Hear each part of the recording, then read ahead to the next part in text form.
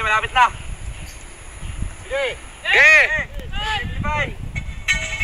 Shoutout sa Team Orion, URTV. Good luck. Ilang dami. Ano?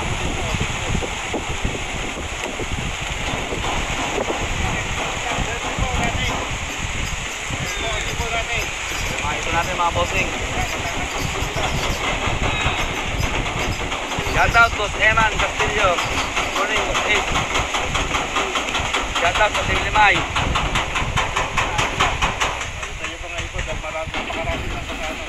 Dami. So yun mga utol, magandang araw sa inyong lahat at welcome back dito sa loop natin. At ayan, ngayong araw mga utol ay abangan tayo sa mga pang-south natin. Para sa first lap derby ng BFRC. So bali ayan, karera na nga ng mga ibon natin ngayon sa BFRC. Parang kailan lang, kakasimula lang ng training tapos ngayon, eto na, derby na. So bali, ngayong first lap derby ng BFRC, meron tayong kinargang 8 ibon doon. Pero ang naka-derby lang natin doon, 6 lang. So yung dalawa natin, naka-pan race only lang ngayon. Tapos yung 6 na young bird natin, sila yung mga dinerby natin. So bali, ayan, ang release point ng mga ibon natin ngayon sa first lap derby ng BFRC ay Katanawan, Quezon. So pinawalan yung mga ibon doon kaninang 6:55 ng umaga. So late release yung mga ibon dahil hindi ganun kaganda yung panahon sa release point. Ganun din sa daraanan ng mga ibon natin sa gawing Quezon. So bali ayun nga, ngayon nga maulan daw doon sa gawing Quezon. Kaya ito, first lap derby natin sa BFRC, smashan to sigurado. So dahil nga sa mga oras na to, wala pang naglaklak. Ang oras natin 10:57 na. So bali ang oras ng speed na 1 dito sa loop natin 10:52, pero wala pa rin tayong ibon kahit sa clacking, kasi silip ko lang wala pang nagpapaklak. So ayun na nga, sigurado pahirapan niya, ismashan niya. So bali ngayong first lap derby, ang total bird entry 6,400 plus at ni isa wala pang nagpapaklak. Pero kanina sa training ng BBC, okay naman yung naging pauwian ng mga ibon. Ang tutulin pa nga 1,255 1,250 plus yung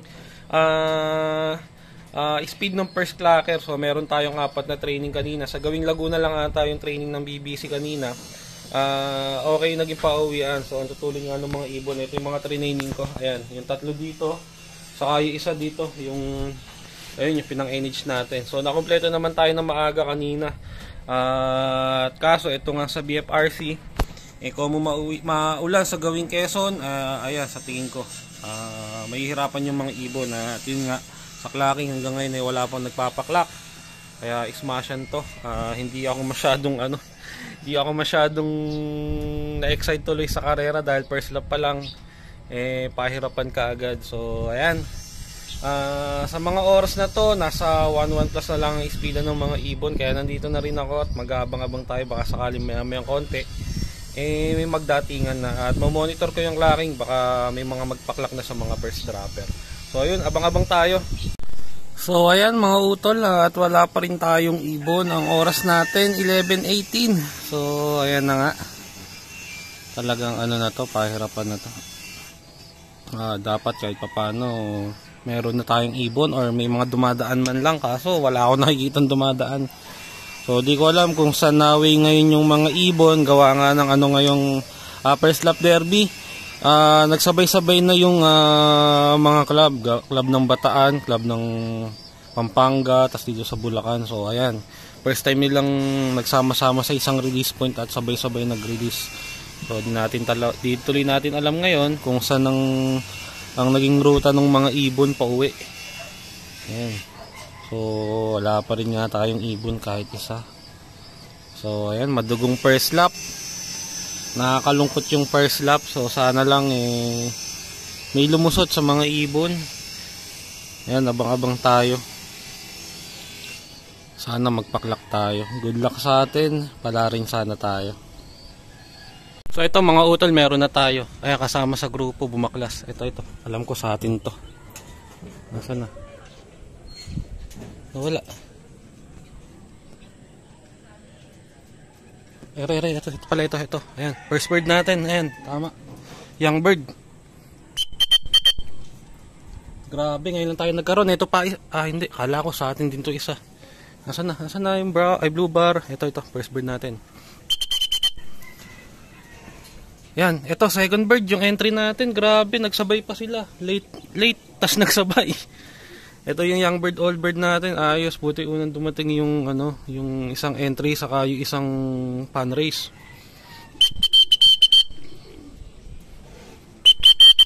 Lipad pa ng lipad, mga late na kayo, pura palipad. Yan. Yan yung isang entry natin, no. So, aklak ko muna tong first bird. Ayun, nagbara ako pa dun.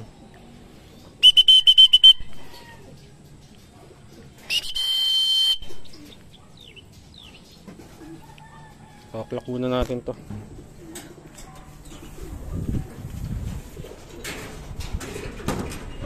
Yun, nagkaroon din tayo. Dalawa. Yung isa, entry lang natin ng FR. Aklak ko muna to. So yun mga utol, ito yung isang ibon natin, yung naka-entry ng pan race. Ayaw niyang gumalaw, oh. Ayan, yung first bird natin, na-clock ko na. 911 na lang yung speed niya. Ayun yung ibon, oh. So buti, yung isang entry natin ng young bird, old bird ang dumating. So, dalawa pa lang ang ibon natin. Ito, pan race only lang to, eh. So kaya kahit na hindi ko masyadong madaliin to. Malayo naman to sa ranking. So, ayan. Ito may isa. Ewan ko kung sa atin to. Hindi. Akala ko sa atin.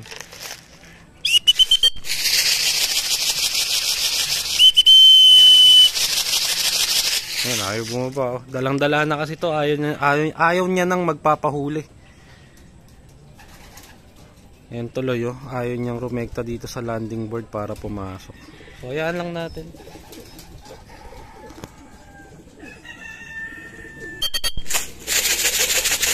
Ayan, mukhang gagalaw na.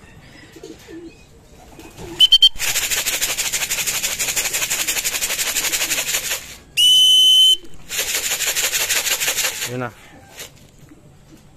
Oh, lumipad pa. Diyos ko ka. Ronda pa, sige. So, tatago ako.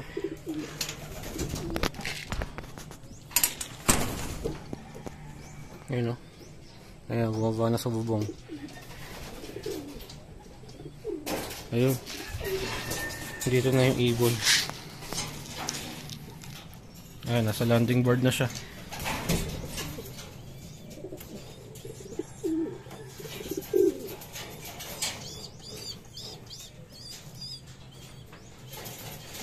Ayan, kakla ko muna to. So yun mga utol, nakikla ko na yung ano natin, yung second bird. Ang speed na lang niya ay 898. Ayun. So wala nang 800. Tumambay pa kasi yung ibon. Ayun, binabara ko siya ng isang checkered.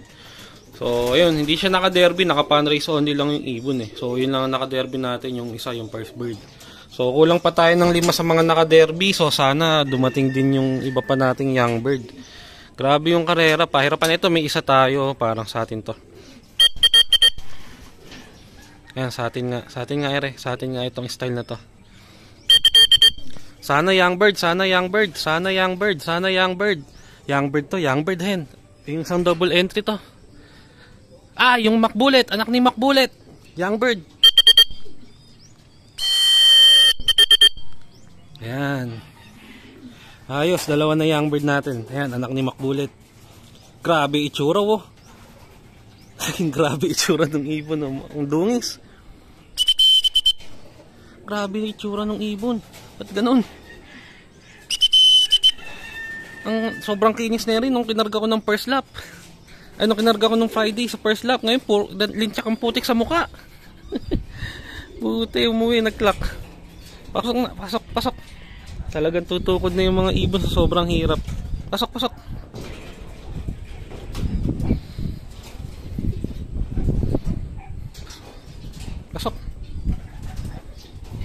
Grabe yung ibon. Tsura, oh. Ayan, clock na natin. Ayos, buti meron na tayong dalawang young bird. Ayan, clock na natin, anak ni Bullet. Yun mga utol, lahat na i-clock na natin tong anak ni Bullet. Kaso, nagloko yung clocking niya. Invalid sticker. So, hindi naka-encode yung ibon natin na to.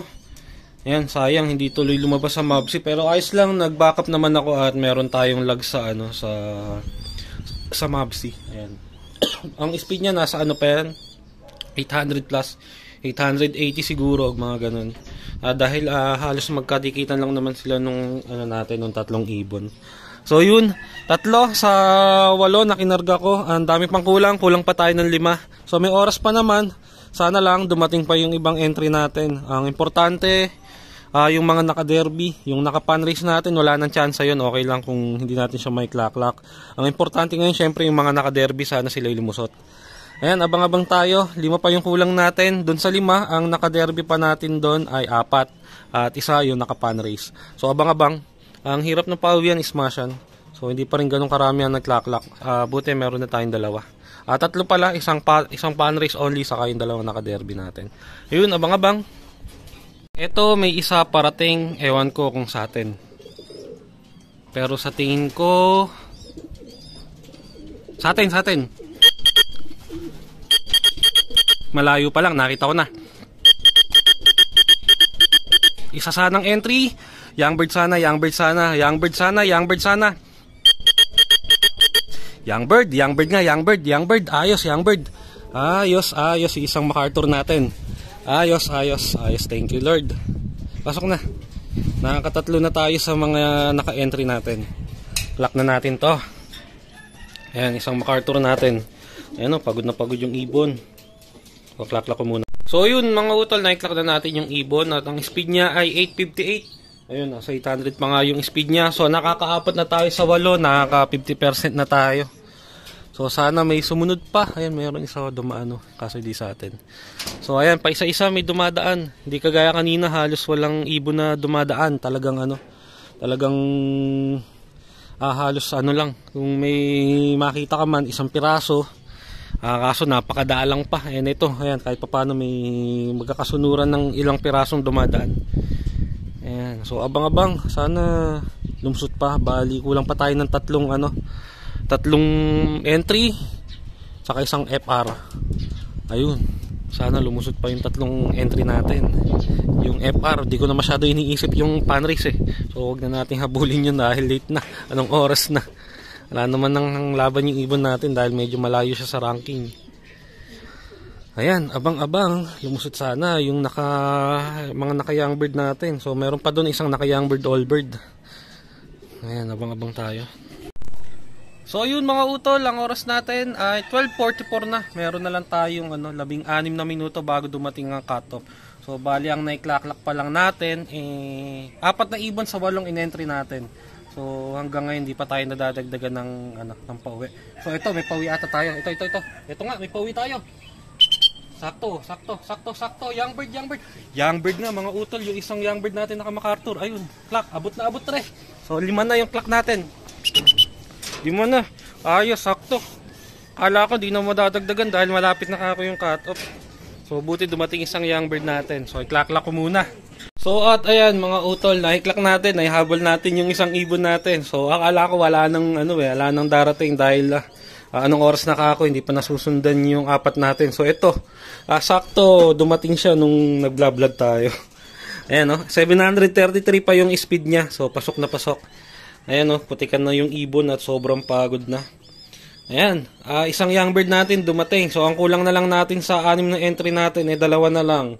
Yung mga na-clock pala natin, yung 3 MacArthur natin nandito. Ayan yung isang MacArthur.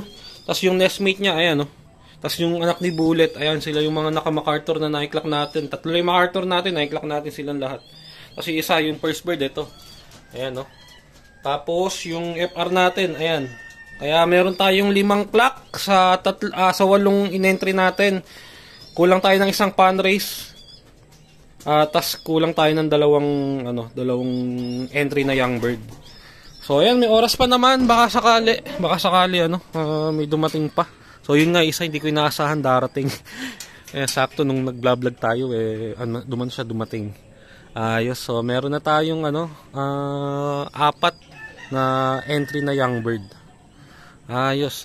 So sana may lumusot pa, may dumating pa. So ito, may dumating 3 minutes bago mag-cut-off. Ito yung isang natin, yung isang panrace. Sayang hindi pa yung entry ang dumating. Ala na to, magpapa-cut-off na lang to kalilipad. Ayan o. Wala, nagpapakatop na lang to kalilipad. Ala na rin naman na.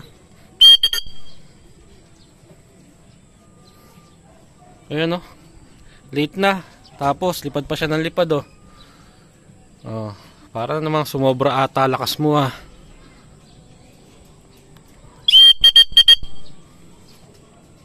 Saan na? Nawala.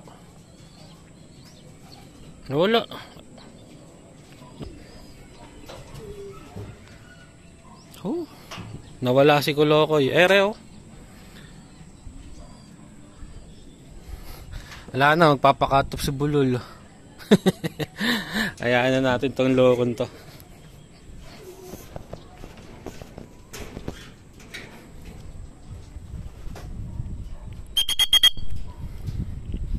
Ayun oh, lipad ng lipad oh. Ilang minuto na lang, papakato pa. Pan-race na nga lang ang laban eh, papakato pa ng kalilipad oh. Kulokoy ka. O ayan, re-right na naman pala. Sumobra lakas ata nitong ibon na to ah. Pasok.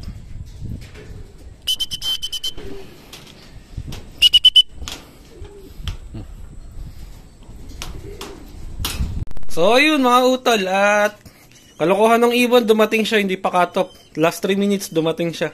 Kaso lipad ng lipad. Hindi agad bumaba yung ibon. So ang nangyari, nung na-clock natin siya, ang speed niya 699. So hindi ko naman pinanghihinayangan dahil kagaya nga nung sinabi ko sa inyo, hindi siya nakalaban ng derby. Ang laban niya ay pan race lang. So yun na lang naman na yung laban niya, kaya ako siya kinarga ng Katanawan Quezon. So dahil nakalaban siya sa pan race, so hindi ko siya dinerby. O cumulate naman na siya, wala na siyang laban sa pan race. Eh hindi naman na sa akin hindi na big deal kung nagpa-cut off siya. So dumating siya, hindi pa cut off. Naglipad lang ng lipad yung ibon, nakala mong sobrang lakas. Eh late na nga siya dumating. Ang kaso nung klinak natin, cut off na. So okay lang, ganun talaga. Ito mga utol, ayun, dumating yung isang young bird natin, oh.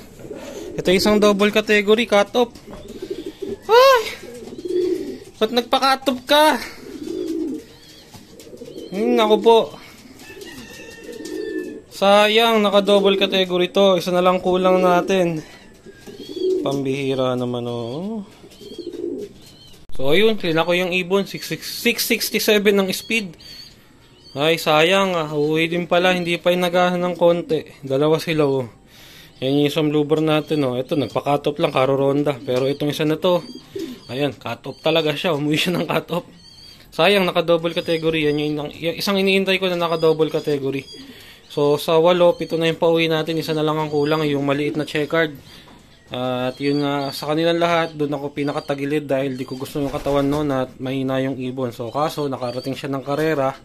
Mabot ng karera, kaya yung ibon, in-entry ko pa rin.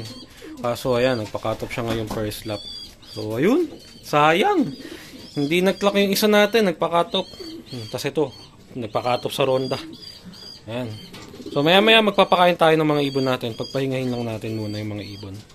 So yun mga utol, at nagpakain na ako ng mga ibon natin. At ayan, kulang nga tayo ng isa ngayong first lap derby ng BFRC Katanawan Quezon. So bali, sa 8 ibon na kinarga natin ngayong first lap, nakapag-clock tayo ng ng 5. So bali, na-clock natin yung 4 na naka-derby natin, tapos isang naka-pan race, tapos may umuwi tayo kanina, yung isang blue bar, ayun oh.